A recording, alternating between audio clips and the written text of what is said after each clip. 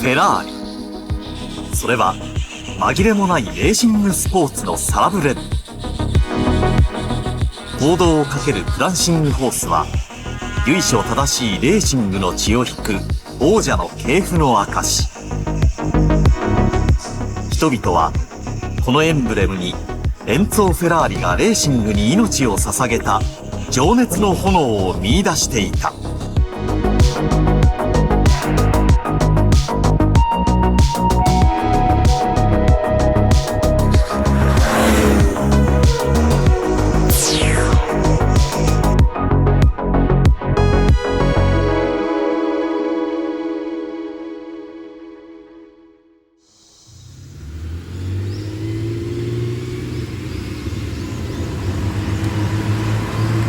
フェラーリはいつの間にかかつての猛々しい面影が去り、優雅な気品を持ち貴族趣味的な GT カーの雰囲気を漂わせるようになっていった。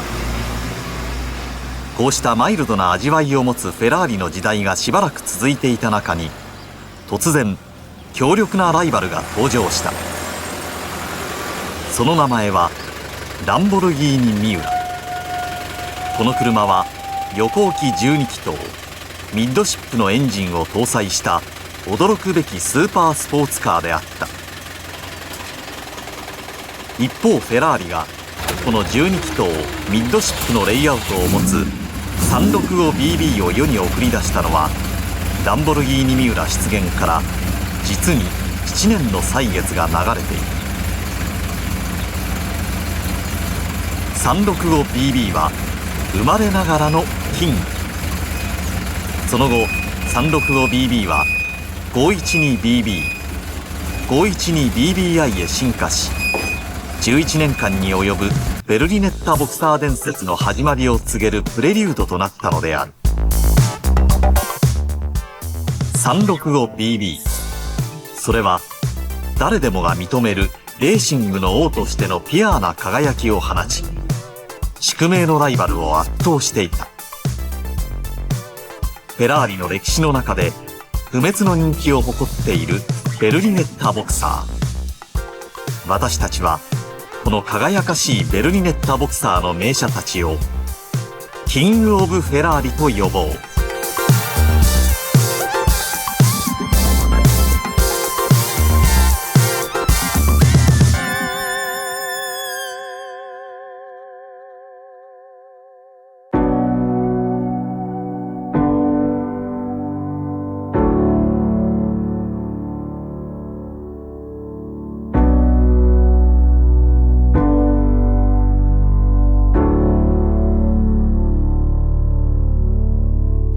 1966年、ジュネーブに登場したスーパースポーツカーはランボルギーニ・ミウラという。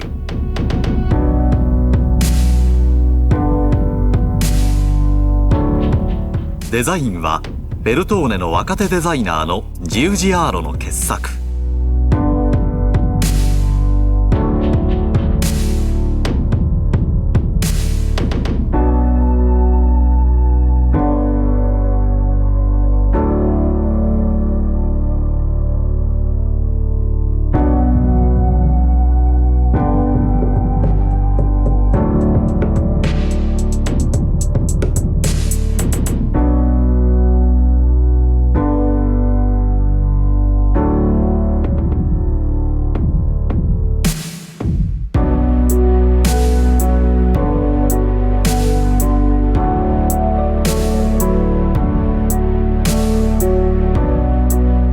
サーキットを走るための野獣の張り詰めた筋肉、地を這うような美しい獣のようなプロポーション。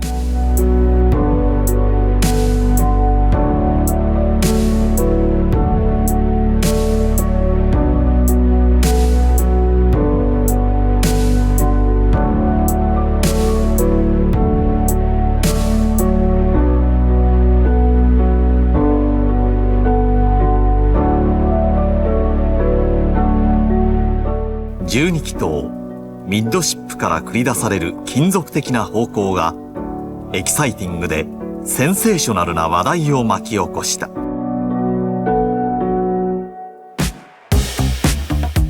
ミウラのコクピットに深く腰を下ろすと、そこは男臭い躍動的な香りで包み込まれる。制作者はフェルッツィオ・ランボルギーニ。このミウラには打倒フェラーリに燃えた男の執念が乗り移っている。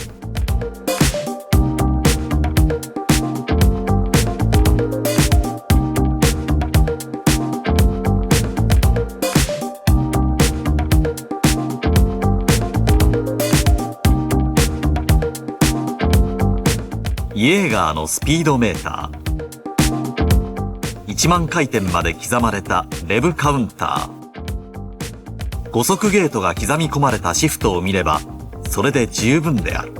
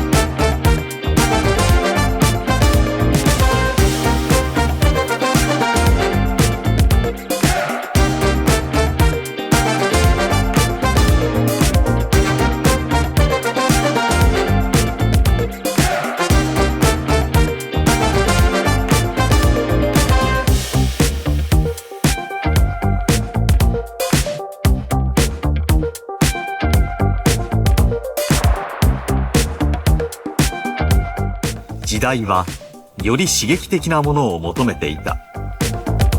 人々はこのランボルギーニミウラに喝采を送った。挑戦的で刺激的で何もかもフェラーリと対照的だった。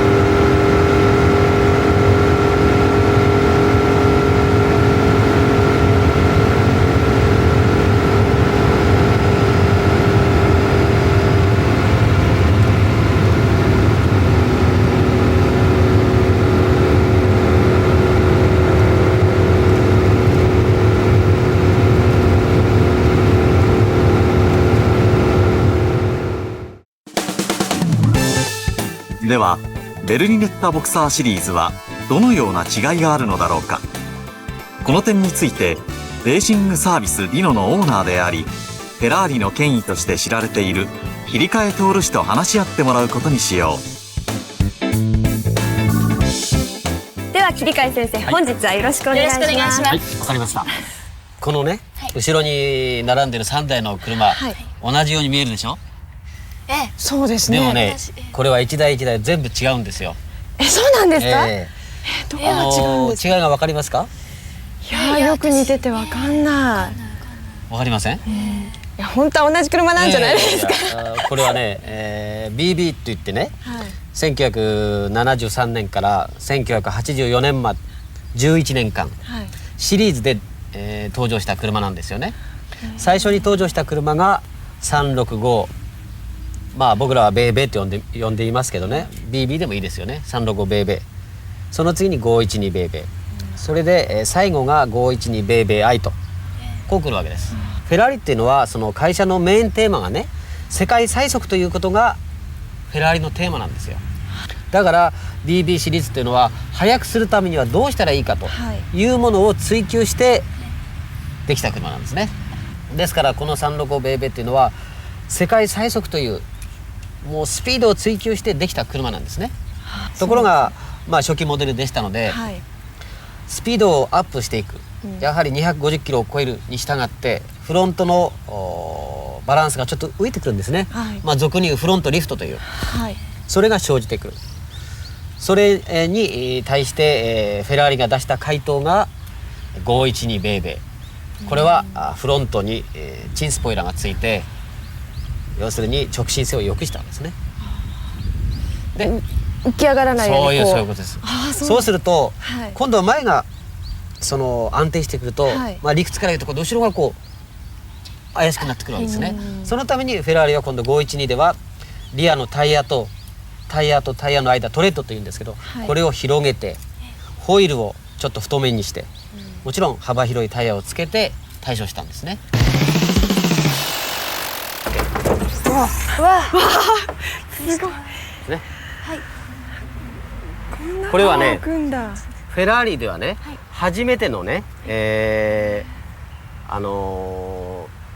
水平対向、それと水平対向というボクサーエンジンというエンジンなんですよね。フェラーリのベーベーというネーミングっていうのはね、はい、最初の B というのはベルリネッタ、はい、クーペという意味なんですよ。2人乗りのクーペで、後の B というのはボクサーといって、はい、ボクサーってこう対向にね、ボクサーエンジン、はい、つまり水平対向なんです。これはなぜこういうレイアウトを取ったかというとね、難しいから難しいですね。エンジンの下にギアボックスを置くことは、はい、長さが無用な長さにする必要ないでしょ、はい、エンジンの通常はエンジンの後ろにミッションがあるから、はい、ね、本当はこれがエンジンだったらミッションがこうだったらもっと長くなくちゃいけないでしょ。これではやはりほら実用向きじゃないと、はい、だからフェラーリが考えたのはエンジンの下にギアボックスを置いて、この全長とタイヤとタイヤの間、ホイールベースね、はい、ホイールベースを無用に伸ばさず、はい、コンパクトに収めるという設計なんですね。これは3台ともみんな同じエンジンですよね。そうです。エンジンの基本的な構造は同じです。はい、で365と512はエンジンの吸入方式を先ほども言いましたようにキャブレター、これキャブレター、はい、ウェーバーダウンドラフトトリプルチョークキャブレターっていう、ウェーバーダウンドラフトトリプルチョークキャブレター、これが4個、片側に2個ですから合計4個ついてるんですね。これが365ベーベーと512ベーベーはキャブレターなんです。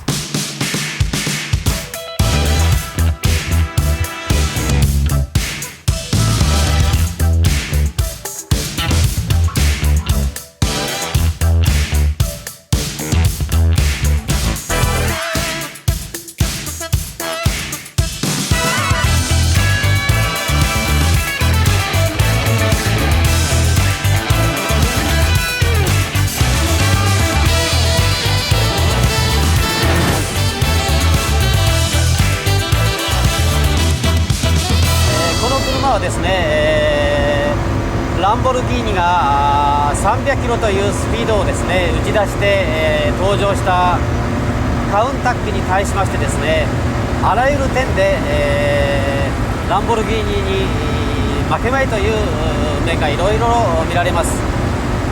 例えばファイナルギア、これはトップスピードを1キロでも多く出そうという考えからフェラーリは何度もこのファイナルギアを変えてるんですね。この車はもうすでに15年も前の車になりますが、今乗っても非常にその感動するものがありますね。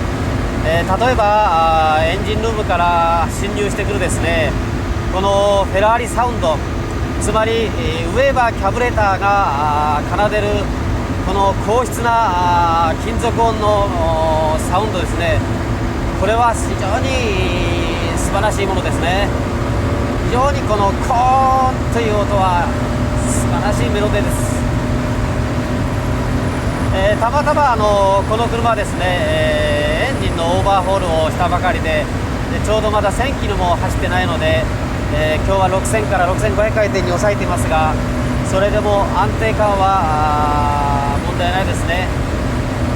僕はちょうどこの365ベイベーをですね、昭和51年に手に入れてもうすでに15万キロぐらい走破しておりますが、いつ乗ってもですね、この右足の動きにですね即応してパワーが、湧き出るような感覚ですか。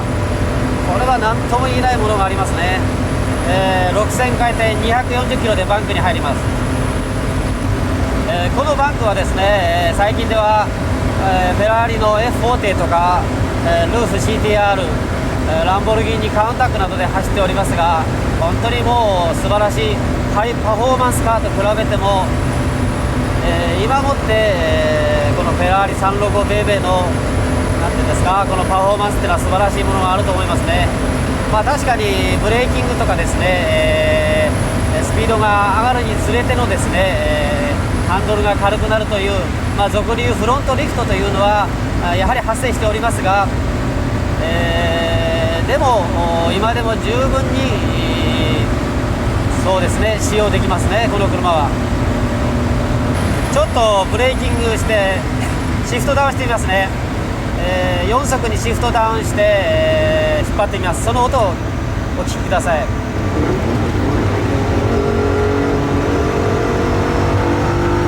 はい、5速入ります。この非常にね高質でしかも洗練されたこのサウンド、画面で聞こえると思います。もうやはりこうしていると本当にですね、陶酔の域に入ってくるという感じですね。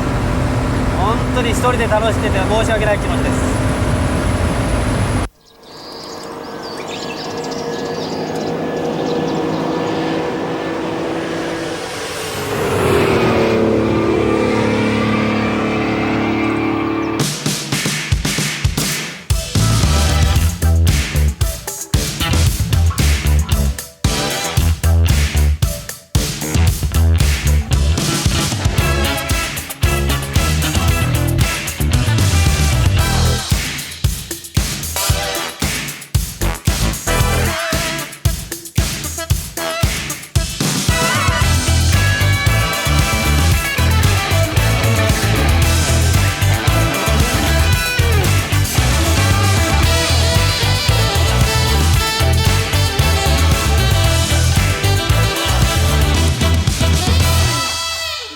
512ベイベーと365ベイベーの極端な違いといいますと、まず 4400cc だった 365ベイベーのエンジンが 4942cc にアップされております。しかし排気量はアップされましたが、最高出力は380から360馬力に落とされております。これは非常に乗りやすく、しかも低速中速の力強さを増強する意味で改良されたわけですね。それとエンジンの潤滑系統がですね、365のウェット散布からドライ散布になったということですね。またクラッチもですね、365の場合はシングルプレートのワイヤー式だったんですけど、この512ベイベーからはツインプレートの油圧クラッチが採用されております。エンジンの圧縮比もですね、8.8 から512は 9.2 にアップされております。もうだいぶ前の話なんですけどね、365ベイベーからですね、この512ベイベーに初めて乗り換えた時にね、まず僕が驚いたのは非常に扱いやすくなったってことですね。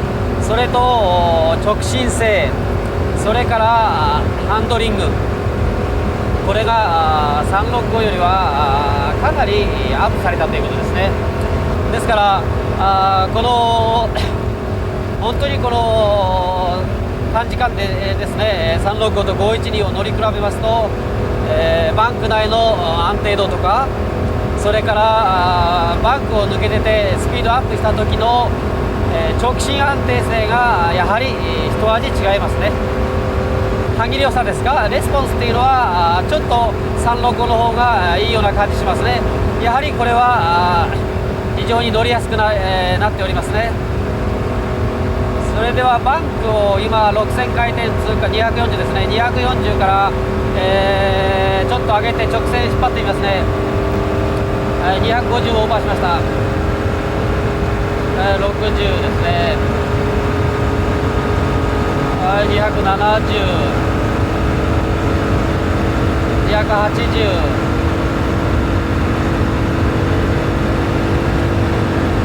ちょっとバックです。緩めますね。240ですね。やっぱり違いますね。365の、直進性、それからバンクに入る時のこの心臓の恐怖感っていうのは全然やっぱり512のいいですね。やっぱりですからフェラーリっていうのはね、この辺がかなり考えてるんですね。やはり365で指摘されていたフロントがリフトする、これを512は完全に直ってますね。いいですね。それと365ベイベーもそうなんですけども、この乗り心地が非常に重厚な感じ、ソフトなんですね。これはね、最新のテスタロスだとかフォーテ、348などにはこの乗り心地はないんですね。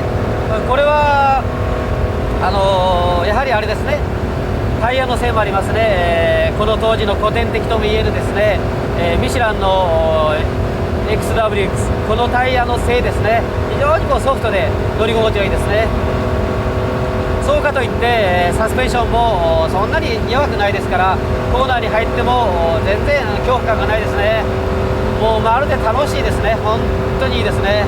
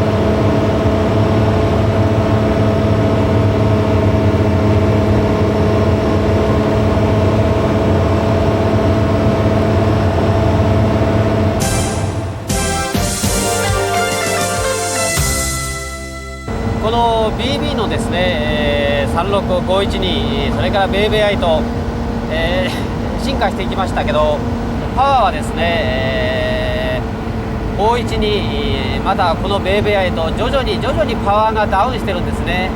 その代わり快適性と、それから素晴らしくこのリファインされたスポーツカーに仕上がっていることに乗ってみると気づきます。それは街中で乗っていても、またこういう高速で走っていてもですね、乗りやすく、言い換えればですね、女性の方でもあるいはお年寄りの方でも乗れるんじゃないかなと思いますね。スポーツカーというよりはスポーツカーの中のラグジュアリーカーのような感じですね。非常に乗りやすいです。このベイベーアイのですね、回転域というのはどの回転から踏んでもですね、パワーがこうついていきますね。キャブレーションだとどうしても低回転ではちょっともたつく感じがあるんですよね。ですけどこの車は低回転で走っても、アクセルを踏むことによって、パワーが間髪を入れずついてくるという感じですね。このバックの中を230-40でこう回していてもですね、非常に安定してますね。直線に来まして、スピードが乗ってきますけども、やはりこの36512と比べると250、60あたりからのパワーがちょっとこう落ちるような感じしますね。でも240、50で、バンクに入ってもですね、不安感はないですね。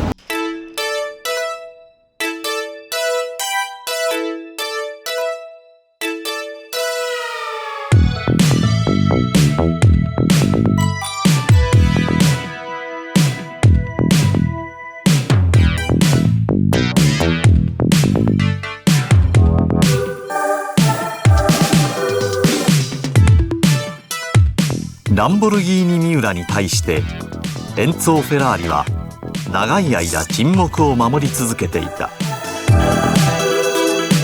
12気筒ミッドシップのレイアウトはレーシングカーのレイアウトであり、それはフェラーリのトレードマークであったはずである。神聖なフェラーリの領域をランボルギーニが踏み荒らしているにもかかわらず、エンツォが虚空を見つめるかのようにじっと耐えていたのはなぜだったのだろうか。このあまりにもエンツォの沈黙の時間が長く感じられるのは私たちだけであろうか。かつてエンツォはレーシングカーそのままのスポーツカーを市販し、世界中の人々に愛されていた。それがフェラーリの誇りであった。しかしエンツォはいつしかレーシングカーとスポーツカーを分けるようになっていた。フェラーリの貴族的でマイルドな傾向は1957年に起きたレース事故で人殺しの汚名を着せられ、反社会的な烙印を押されたことが影を落としているように見える。エンツォは次第にレーシングのレイアウトをそのまま取ったスポーツカーを市販することの危険性とためらいを感じていた。もう二度と人殺しの汚名を着ることは嫌だ。フェラーリを愛する人々が死ぬことをエンツォは許せなかったのではないだろうか。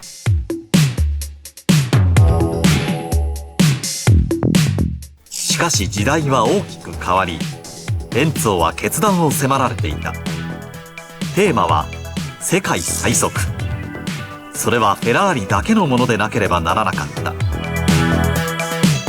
1971年トリノショー、ついに長い沈黙を破り、エンツォは 365BB を華々しくデビューさせた。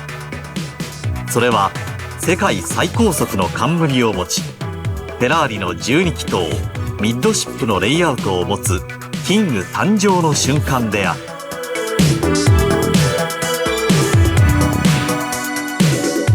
この 365BB は風洞実験とボクサーエンジンというレーシングの技術を生かして作り上げた世界最速というテーマのもとに完成したランボルギーニへのフェラーリからの回答であった。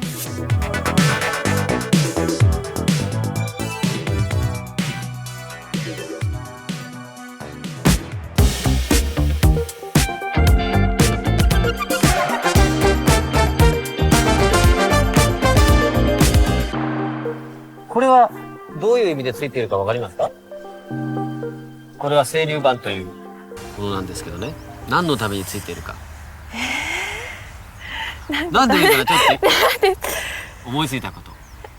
後ろの車体をこう、抑えるため。安定させる。それが一般的な話なんだけどね、これはね実際は違うんですよ。例えばね、はい。空気がスピードを出すにつれて風がこう入ってきますね、はい。それで風が当たってフロントガラスに当たって風がここに入るんです。あここに入ってこの風がここに当たるんです。ですからこここからここにはい当たって、こういう感じでキャブレーターに空気が入る。ああ、そう。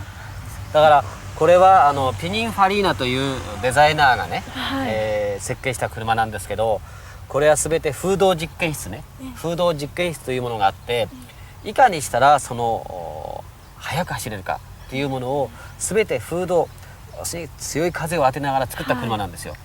だからこの間からエアを吸って空気を吸って、ここに当てて、はい。こここにキャブレーターが両サイドにあるわけですね。はいこれは何だと思います？これさっきから何かなと思ってたんですけど、これはね、ナサダクトというね、NASA ナサダクトっていう、ナサダクト。ダクトと言っていただければいいんですけどね、これはなぜあるかわかりますか？パッと思いついた。これも風これもかなんか風もちろんそうで。関係ですすよね。これはね、よくね、ブレーキを冷却するというふうにみんな誤解してるんですよね。あーこれはね、ここからエアを吸ってね、はいエンジンのヘッドカバーにね、はい風を当てる。はい。エンジンのヘッドカバーに風を当てて冷やしてるわけですね。エンジン自体を冷やす。そうです。ですからこれはこう入って、こっちこういったこう行く。あ、そう。上からも下からもそうですそうです入るようになって。すごいです。めったにこう見られないっていうか。それとね、ボディ材質っていうのもあるんですよね。はい。例えば車っていうのはね、はいなんでできてると思います？材質。鉄じゃないんです。鉄ですよ。はい。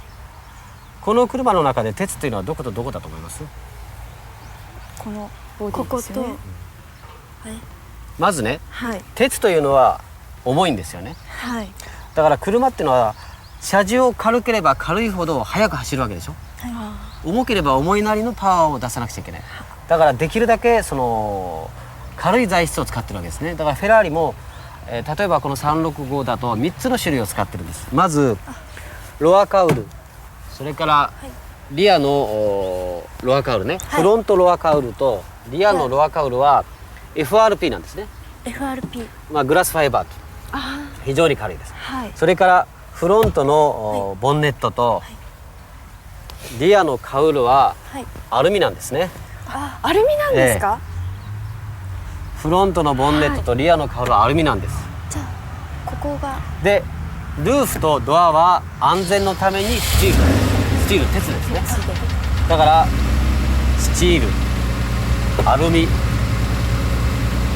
FRP 3つの材質によって、この車はですね、非常に軽いわけですね。軽いですね。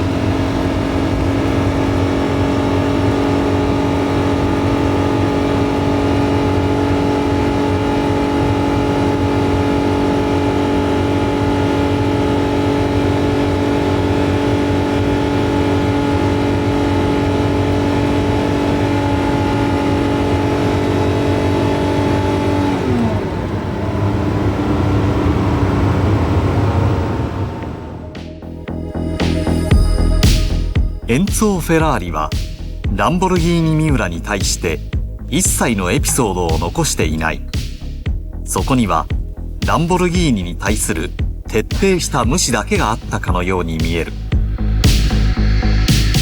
しかしその後のフェラーリを見るならば、明らかにエンツォ・フェラーリはランボルギーニミューラの中に時代性を見ていたに違いない。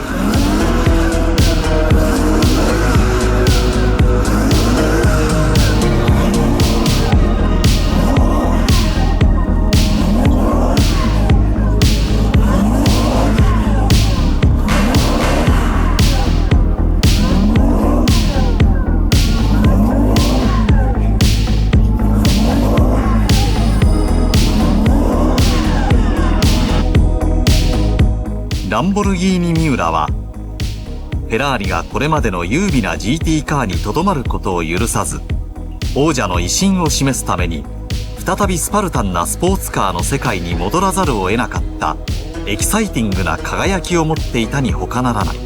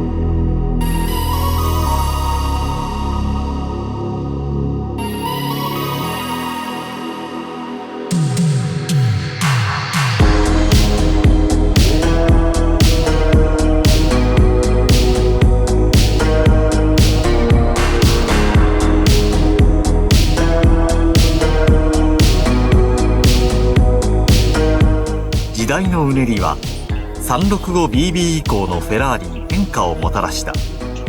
そして風洞実験によって得られていた成果は現代フェラーリとして生まれ変わっていった。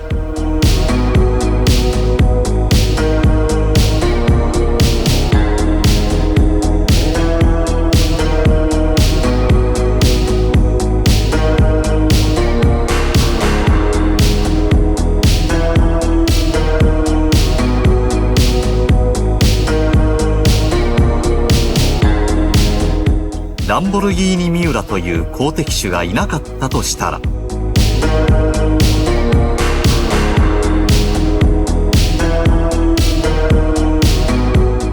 365BB で貴族趣味的で上品な装いをかなぐり捨て、512BB、512BBI で完成された BB 伝説はもう少し遅れていたのかもしれないだろう。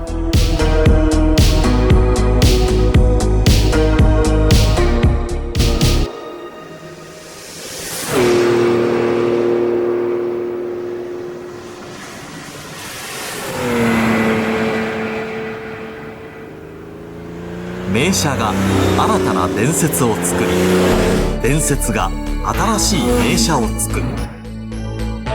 怒りを込めてマラネノから解き放たれたベルリネッタボクサーは、現代フェラーリへの橋渡しを遂げ、フラッグシップカーとしての役割を見事に演じた。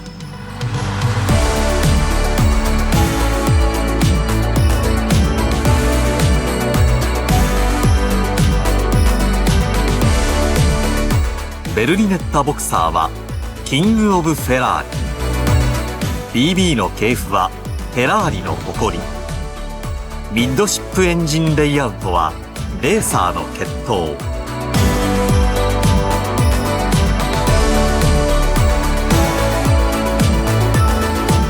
まさしくこのレイアウトはエンツォ・フェラーリがレーシングの中で心血を注ぎ込み温めてきた王者の証である。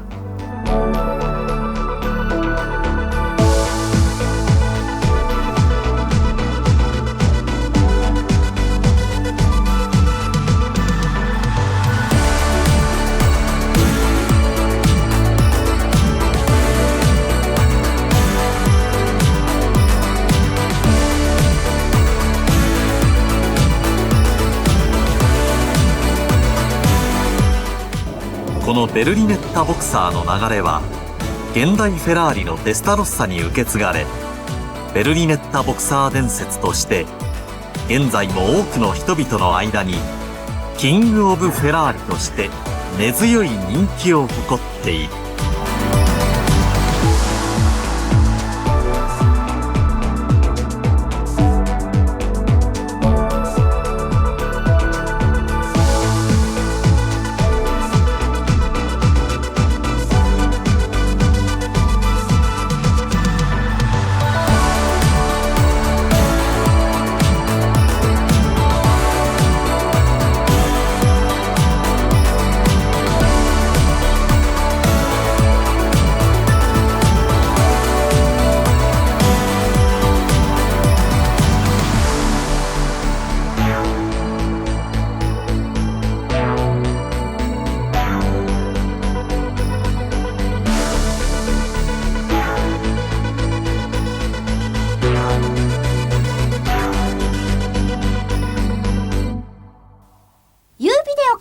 お知らせ。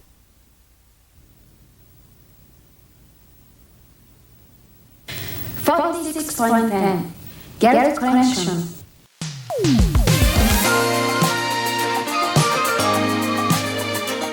このビデオは全てが素人の女の子で構成された美少女ヒロインビデオです。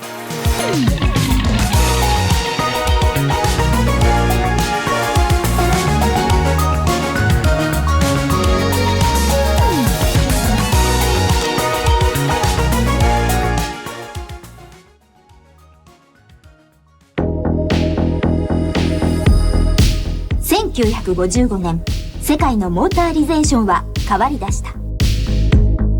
時代を駆け抜けた名車たち、スピンアウト、絶賛発売中。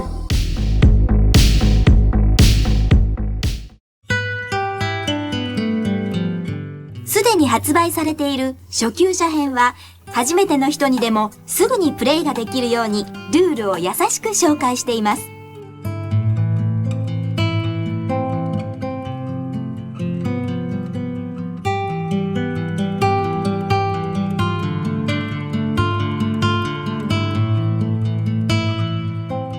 好評発売中。